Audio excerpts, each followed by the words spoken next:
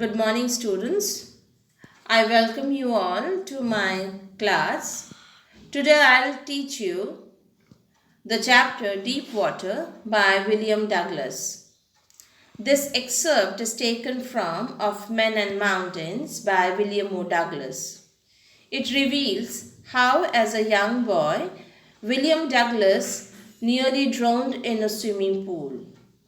He talks about his fear of water and thereafter how he finally overcame it. Now, William Douglas recalls his misadventure of childhood, and it happened when he was 10 or 11 years old. He decided to learn swimming. There was a pool at the YMCA in Yakima, which he felt appropriate for learning. He could not go to Yakima River as his mother always warned him against it and said that it was treacherous, and she reminded him about the various accidents that took place in YMCA River.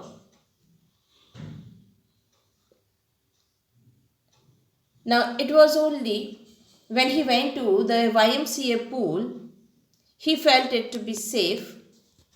It was only 2 or 3 feet deep at the shallow end, and it was 9 feet deep at the other. The drop was gradual. The narrator got pair of water wings and went to the pool. The author had developed an aversion to the water when he was 3 or 4 years old. He went with his father to the California beach, and he was standing there on the beach. The waves were knocking him down and swept over him. He was almost buried under water. He could not breathe properly, and he was very much frightened. His father laughed at this, but the overpowering force of the waves filled him with terror. These unpleasant memories were reviving when he went to the YMCA pool for the first time. The fear stirred him very much, but he gathered confidence and watched the other boys how they were paddling in the water with their water wings. He tried to learn by imitating them. He did this for 2 or 3 times and on different days, and was a bit comfortable now in the water. And as he was a bit comfortable and tried to learn, the misadventure took place. When he went to the pool, one day there wasn't anyone, so he was sitting beside the pool and he was waiting for the other children to come. He was not prepared when suddenly a boy came. He was nearly of 18 years. He just picked him up and threw him in the water. The boy, Douglas, was not prepared for this, and suddenly he struck water in a sitting position. He swallowed water and at once went to the bottom.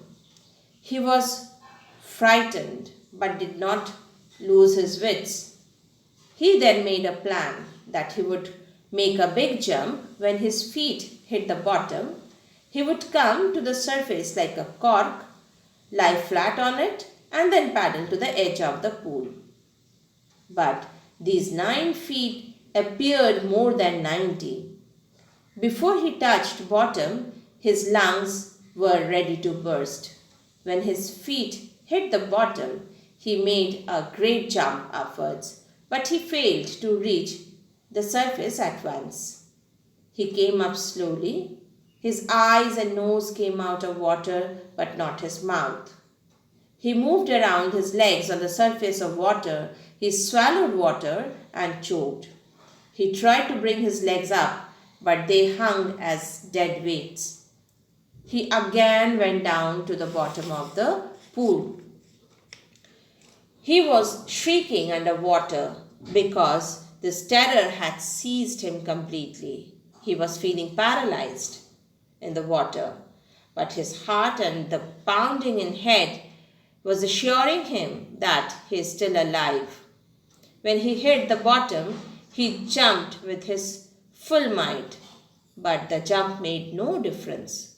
The water was still around him. His arms and legs were not moving, and he trembled with fear. He tried to God for help, but no one came. Then he rose up again. His eyes and nose were almost out of water. He sucked for air, but he got water only. He started going down a third time. Now you'll find here that the narrator has described in detail how thrice he went under the water, at the bottom of the water, and he gave his complete effort to come out of it, but he could not. He was feeling helpless at that moment. Then all efforts ended and he relaxed. A blackness swept over his brain and wiped out terror. There was now no more panic. He felt drowsy and wanted to sleep.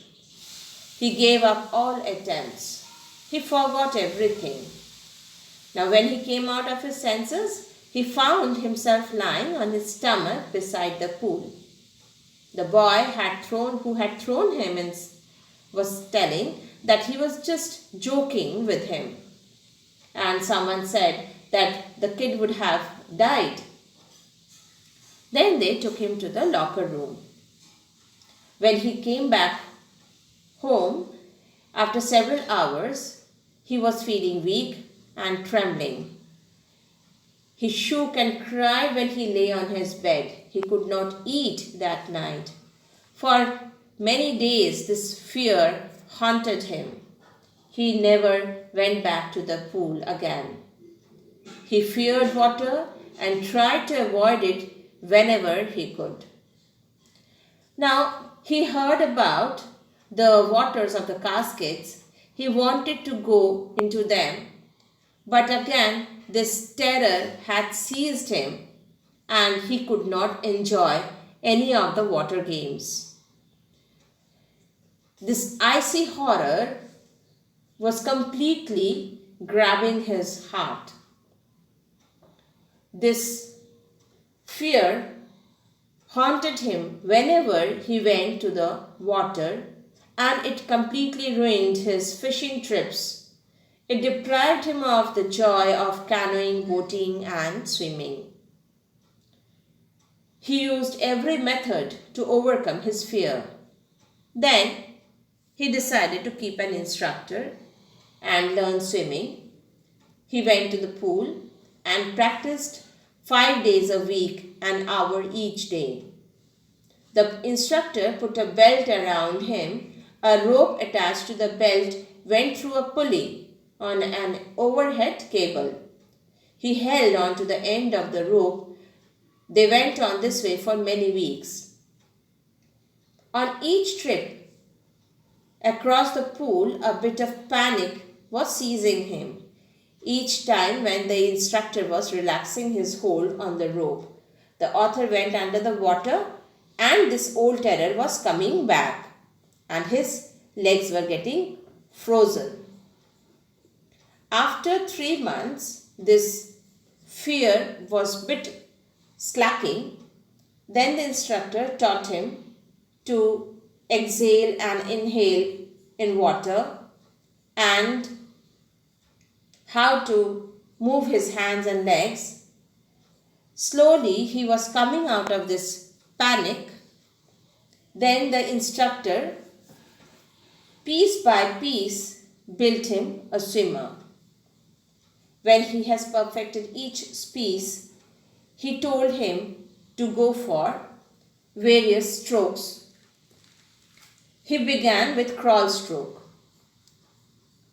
and asked him to swim the length of the pool. When he swam alone in the pool, tiny remnants of the old terror was coming back, but now he could tell the terror that he is not at all afraid of this. But even after that, he was not satisfied, so he went to the Lake Wentworth in New Hampshire. There he dived off a dock at Triggs Island. He swam 2 miles across the lake to Stamback Island. He swam the crawl, breaststroke, side stroke and backstroke.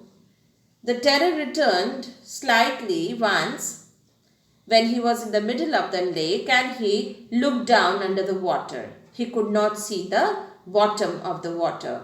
He could not, it was a bottomless water. So he asked the terror that what he will do. Is it trying to scare him? But he is not at all afraid. And he again swam. Some doubts were still there. So he went to Tatton, to Conrad Meadows, up the Conrad Trail to meet Glacier.